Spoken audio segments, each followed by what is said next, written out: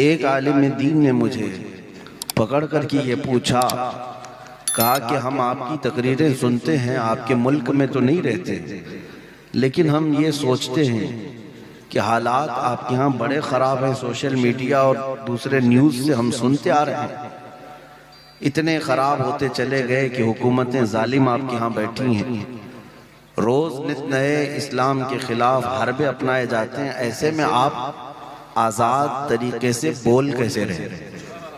वाह वाह वाह वाह वाह वाह। हर जगह आपकी तकरीरें कैसे हो जाती हैं और कैसे बोलते हैं।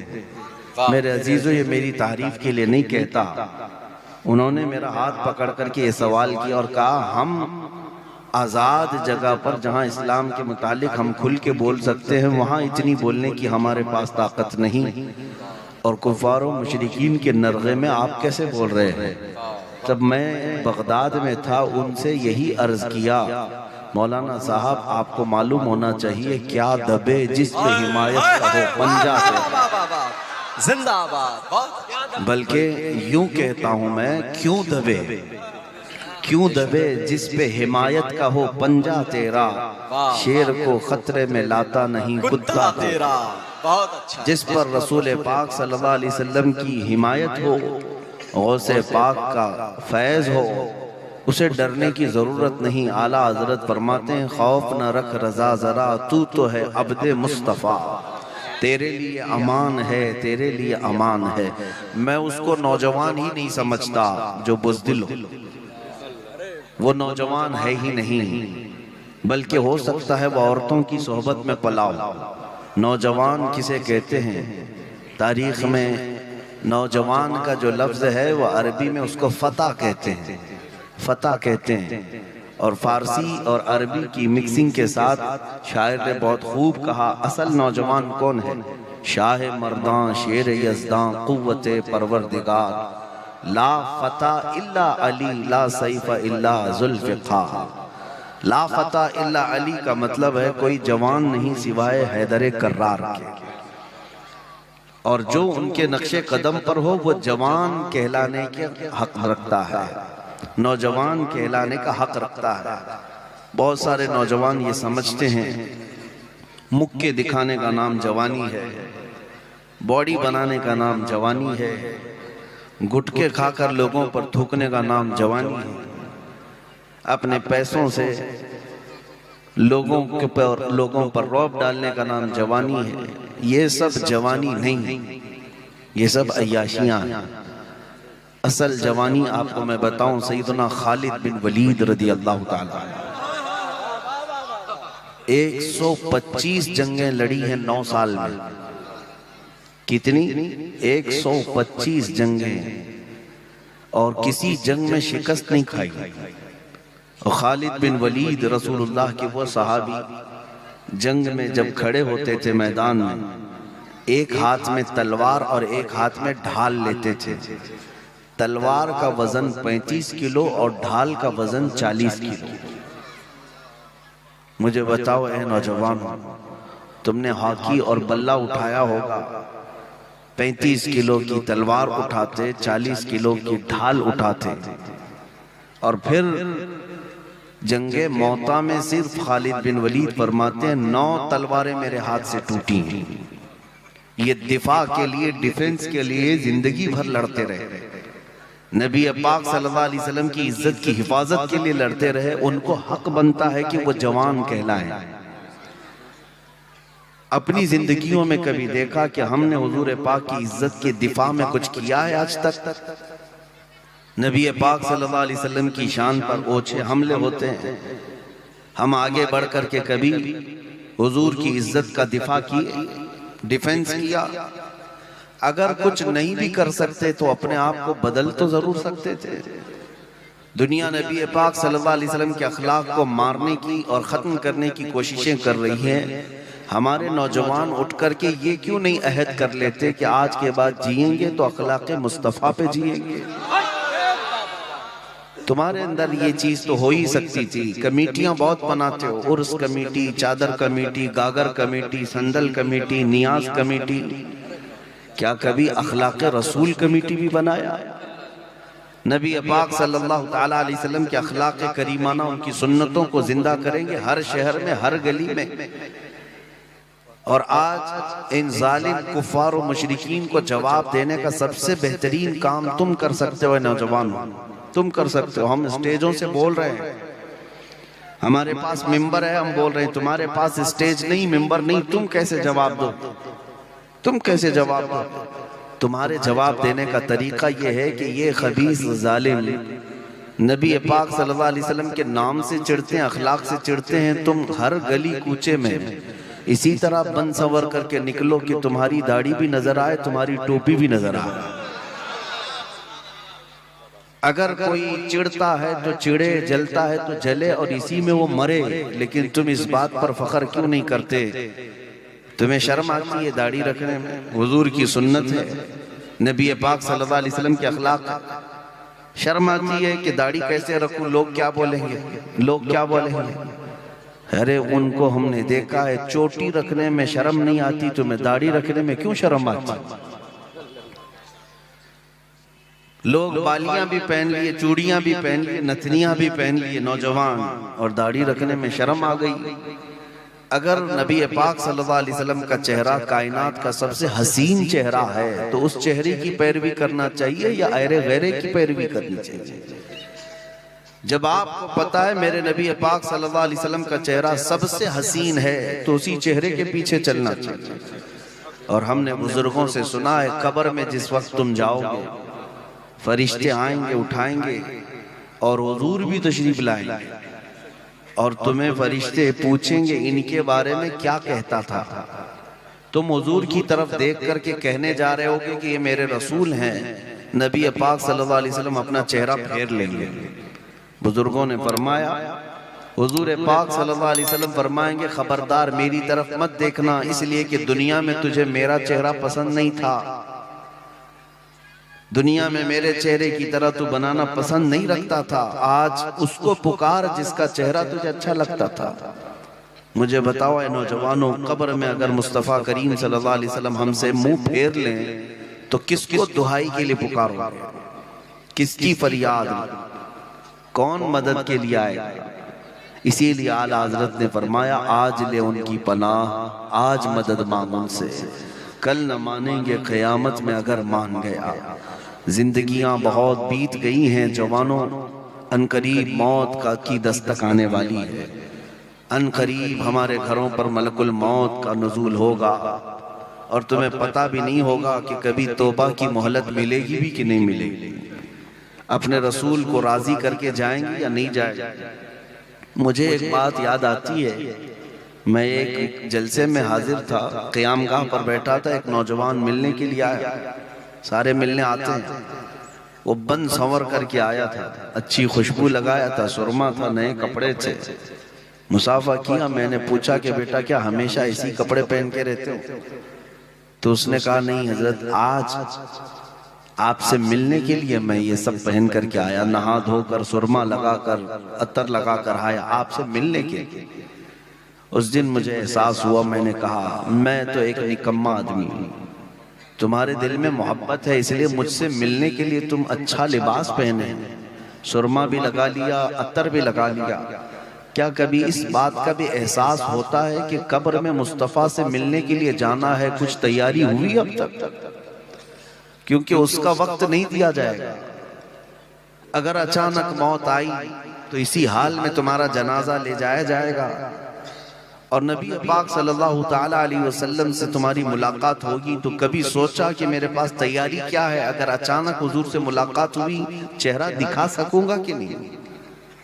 मैं किस हालत से आया हूं? इसीलिए मेरे अजीजों, हर दिन इस आस के साथ जियो कि अगर मौत आएगी तो हुजूर से मिलना है और मैं तैयारी में बैठा हूं, मैं तैयारी में हूं।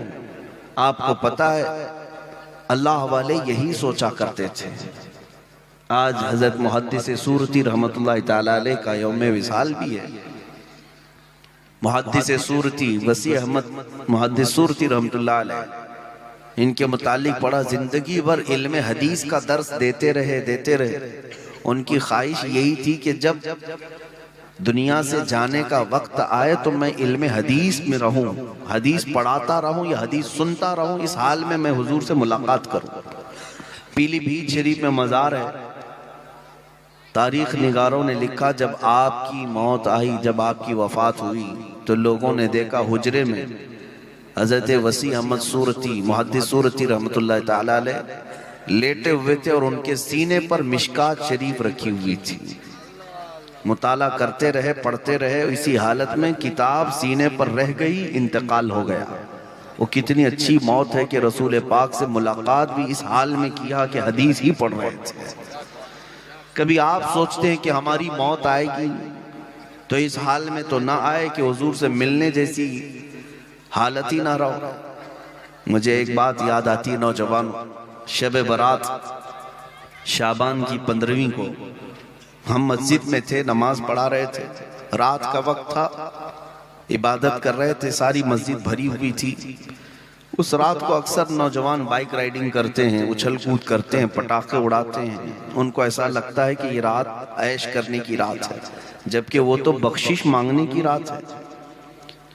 एक हादसा हुआ था हमारे साथ। 2 नौजवान बाइक राइडिंग करते हुए हाईवे पर चल रहे थे, एक बहुत बड़े ट्रक के नीचे आ गए।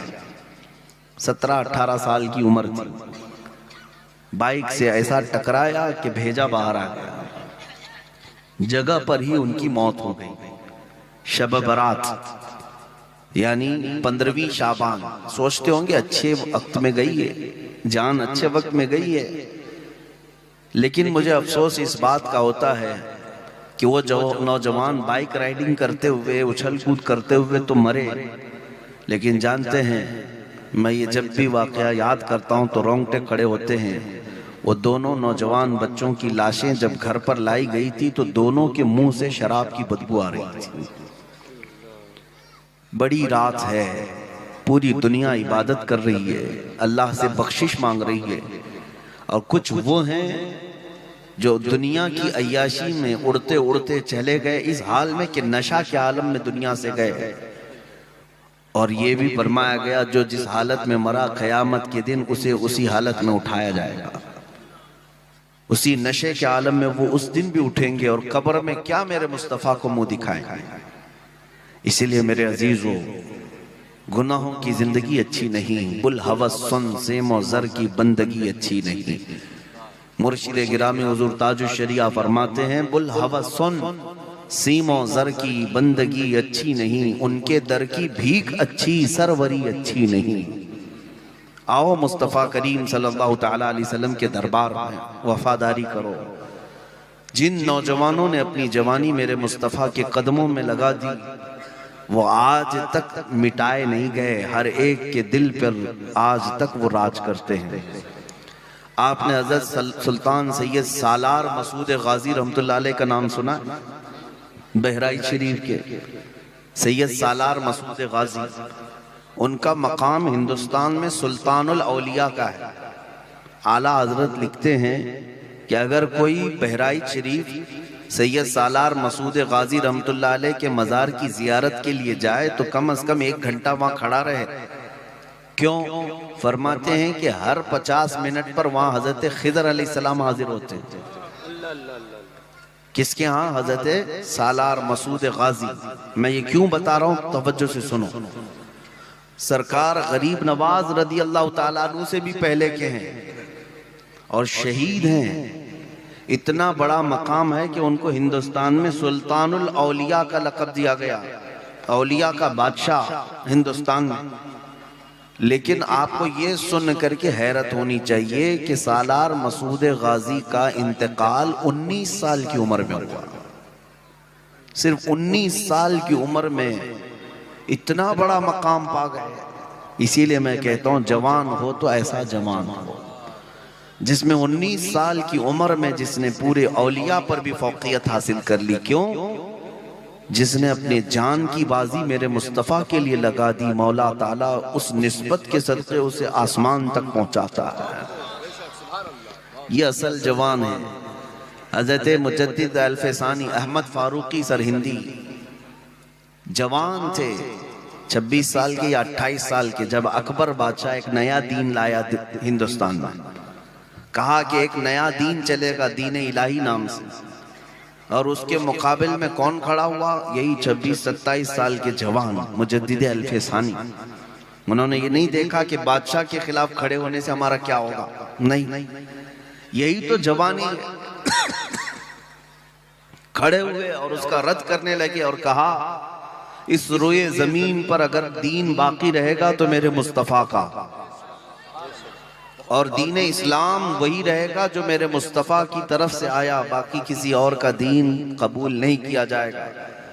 अकबर के खिलाफ खड़े होने की वजह से हजरत मुजद्दिद अल्फसानी रहमतुल्लाह अलैह को जेल में डाल दिया गया। अब सुनो ऐ नौजवानों, जेल में जाने से भी खौफ ना करना। मोमिन की जिंदगी तो कैद खाने की ही है, यहाँ रहो या जेल में रहो, कैद खाना ही है। मुजद्दिद अल्फसानी को जब जेल में डाल दिया गया, 8 साल गुजर गए। अकबर तो मर गया, उसका बेटा आया फिर जहांगीर। जेल से एक कासिद आया और जहांगीर से कहा, गजब हो गया, ग्वालियर की जेल में एक अजीब मामला पेश आया। बादशाह ने पूछा क्या हुआ? तो जेल से आया हुआ जो जल्लाद था या कासिद था, उसने कहा, आपके बाप ने एक मौलाना को 8 साल पहले जेल में कैद किया था, लेकिन अब जाकर देख रहे हैं तो जेल के 700 कैदियों को उसने आलिम बना दिया। 700 कैदियों को उसने आलिम बना दिया। जेल के अंदर जाने के बाद अजीब सा मंजर है, वहाँ सुबह के बाद तफसीर कुरान चलती है, इल्म हदीस का दर्स होता है, अजानें होती हैं, जमात से नमाजें पढ़ी जाती हैं। ऐसा लगता है कि ये जेल की फिजा नहीं, गुंबद खजरा की छांव में बैठे हुए। ये मेरे मुस्तफ़ा का जवान है, वो जहां होता है मेरे मुस्तफ़ा की शरीयत का परचम लहरा कर रहता है। जिंदाबाद जिंदाबाद। आज तुम्हारे कंधों पर भी ये जिम्मेदारी है नौजवान, न तुम जेल में हो न तुम तलवार के नीचे हो। इमाम अहमद बिन हम्बल कोड़े खाते रहे, मेरे मुस्तफ़ा की शरीयत की हिफाजत करते रहे। इमाम हुसैन शहीद करबला अपनी गर्दन तलवार के नीचे रखे, अपने बच्चों को ज़बा होते हुए देख लिया, फिर भी शरीयत मुस्तफ़ा की पासदारी करते रहे, हमेशा अपने दीन की हिफाजत में लगे रहे। हज़रत शेख अबू बकर नाबुलसी, ये फिलिस्तीन के रहने वाले बहुत बड़े आलिम दीन, जिनको वक्त के खलीफा ने सीने से लेकर के नीचे तक की चमड़ी निकाल दी थी, पूरी चमड़ी छील दिया गया था, जिंदा रख कर के चमड़ी निकाली गई थी कसाब के हाथ से। पूरी चमड़ी निकालने के बाद भी शेख अबू बकर नाबुलसी मुस्कुराते रहे और कहा,